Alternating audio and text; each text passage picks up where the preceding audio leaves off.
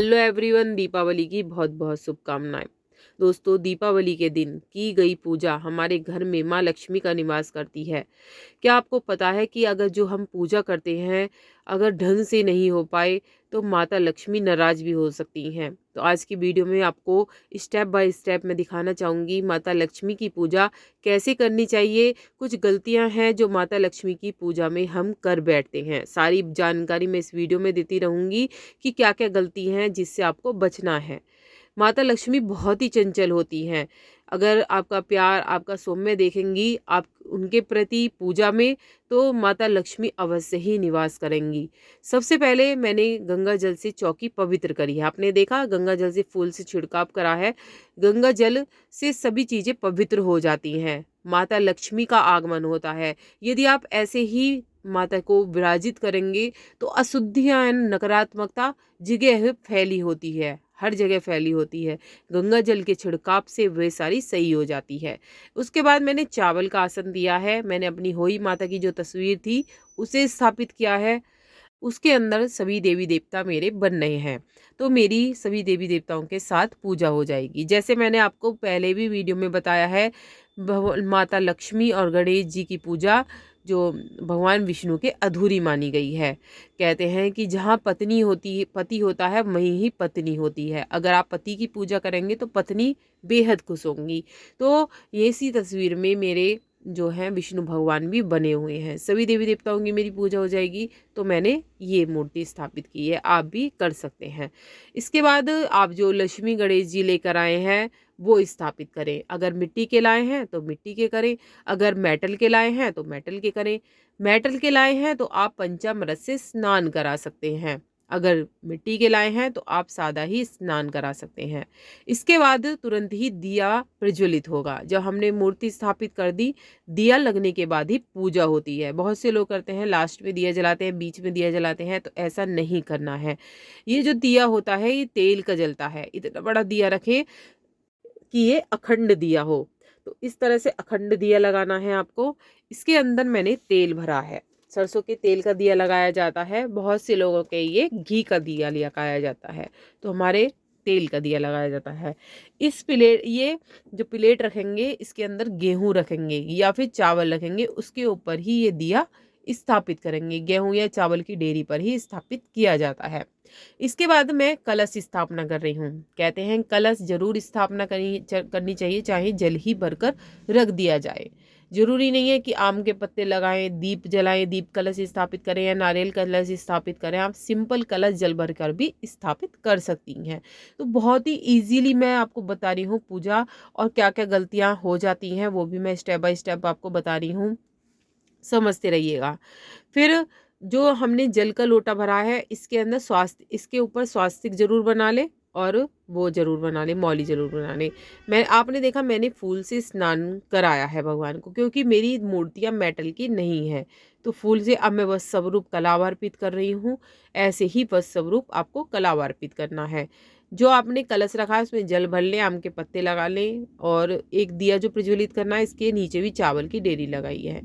माता की पूजा है लक्ष्मी माता की, तो चुनरी, मेकअप का सामान थोड़ा बहुत मैं जरूर चढ़ाऊंगी। कहते हैं एक औरत श्रृंगार के बिना अधूरी मानी गई है, तो श्रृंगार का सामान जरूर चढ़ाती हूँ। 5 श्रृंगार, कम से कम 5 श्रृंगार का सामान जरूर चढ़ाएं।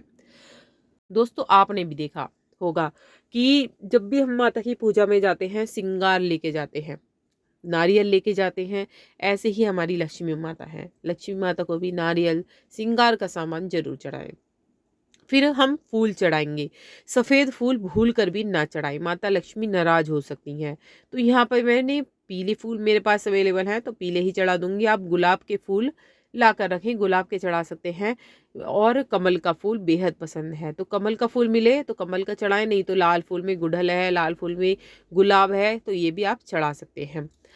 इसके चढ़ाने के बाद दोस्तों, सभी जो होई माता की तस्वीर पे जो बन रहे हैं सभी देवी देवता, उनको भी मैंने तिलक लगा दिया है। उनको भी स्नान भाव से स्नान करा दिया है, तिलक लगा दिया है। उन्हें भी मैं एक ही कलावा अर्पित कर दूंगी सभी देवी देवताओं के नाम का, और फूल अर्पित करना है। उसके बाद जो आपने धनिया लिया है, जो धनतेरस पर जो धनिया लाए थे वो जरूर रख लें। इस दिन भी ये धनिया चढ़ाया जाता है। कहते हैं जब हम ये वाला धनिया चढ़ाते हैं माता को तो ये बहुत ही प्रभावकारी बन जाता है, ये बहुत ही चमत्कारी बन जाता है। जब ये धनिया रखा रहेगा, इसका फिर मैं बताऊंगी क्या करना है, चौकी उठाने का भी सबको बताऊंगी। मैंने दीपक को भी पूज लिया है, दीपक पे भी फूल लगा दीजिएगा, दीपक पे भी तिलक लगा दीजिएगा। दीप पूजा भी हमारी ज़रूर होती है इस पूजा में। उसके बाद जो भी आप मिष्ठान लाए हैं, मिष्ठान रख दीजिए, बतासे रख दीजिए या कोई मिठाई रख दीजिए। खील बतासे ज़रूर रखे जाते हैं। तो दोस्तों इस दिन खील बतासे ही चढ़ाए जाते हैं भगवान पर। भगवान को खील बतासे चढ़ाएं। और हटरी है तो हटरी भी लगा सकते हैं आप। पहले ज़माने में हटरी बहुत चलती थी, तो हटरी लगा सकते हैं। उसमें भी, हटरी में भी भरे जाते थे खील बतासे, और माता लक्ष्मी उनको भी चढ़ाए जाते हैं। अगर आपके यहाँ सौरती लगती है तो मेरी नेक्स्ट वीडियो में जाके देख सकते हैं, तो उसमें मैंने बताया है कि सौरती कैसे लगानी है। और इस वाली वीडियो में मैंने सिंपल ही आपको पूजा बताई है, तो इस तरह से भी कर सकते हैं दोस्तों। फिर इसके बाद मिष्ठान भोग लगाना है आपको।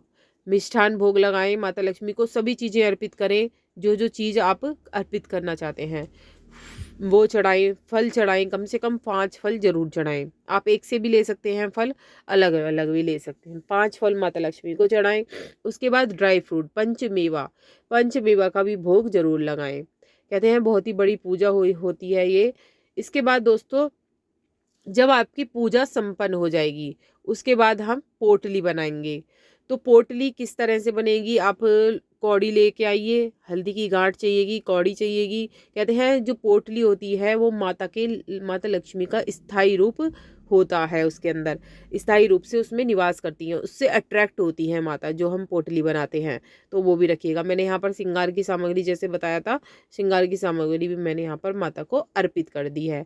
अब अब दोस्तों पोटली में क्या क्या चाहिएगा, सामान मैं बता देती हूँ। मैंने विधि बता रखी है अपनी पहली वाली वीडियो में, उसमें भी आप जाकर देख सकते हैं किस तरह से पोटली तैयार की जाती है।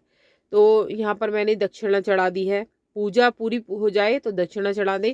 उसके बाद आप जो उन लक्ष्मी जी के नामों का उच्चारण करें, और दिए प्रज्वलित जो 21 दिए हैं या 11 दिए हैं, जो भी आप लगाना चाहते हैं, उस पर भी खील बतासे डालकर 3 बार पानी जरूर फेर लें। दीप पूजन भी होता है ना, तो दीप पूजन कर लें। फिर उसके बाद जला के सारे घर में आप दीप रख दें और फिर पूजा करने को बैठ जाएं। क्योंकि वो जब जल जाते हैं, जला के ही दीप पूजन होता है, बुझे हुए दीपों का दीप पूजन नहीं होता है। तो जब जल जाएं तो सारे एक जने से लगवा दीजिए, आप पूजा में बैठे रहिए। और जब फिर पूजा आपकी संपन्न होगी, जब सारे घर में दीप लग जाएंगे। उसके बाद दोस्तों जब आपके घर में दीप लग जाएंगे और फिर पूजा शुरू करें।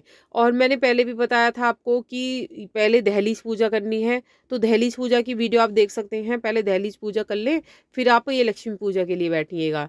ये भी मैं बताना भूल गई, आप मेरे चैनल पे जाकर देख सकते हैं कि दहलीज पूजा पहले आपको कैसे करनी है। माँ लक्ष्मी के आगमन के लिए दहलीज पूजा जरूर करनी चाहिए, तभी माता लक्ष्मी बहुत ही जल्दी निवास करती हैं घर में आके। उसके बाद मैंने पोटली मैंने बता दी है। 2 हल्दी की गांठ होंगी, 2 इलायची होंगी, एक सुपारी होगी, कमल गट्टे होंगे, और थोड़ा सा धनिया होगा, चावल होंगे, इलायची, लौंग, ये सब भी रखने हैं, एक एक दो दो, और लाल गुंजा। उसकी वीडियो मेरे चैनल पे आ गई है, आप देख सकते हैं। उसकी जो पोटली बनानी है, सौरती बनानी है, उसकी अलग से वीडियो आई हुई है मेरे चैनल पे, वहाँ देख सकते हैं। अब लास्ट में जो होती है हमारी कपूर की आरती होती है। फिर कपूर की आरती उतारनी है और पोटली रख के अगले दिन ही अपने धन के स्थान पे रखनी है। राधे राधे।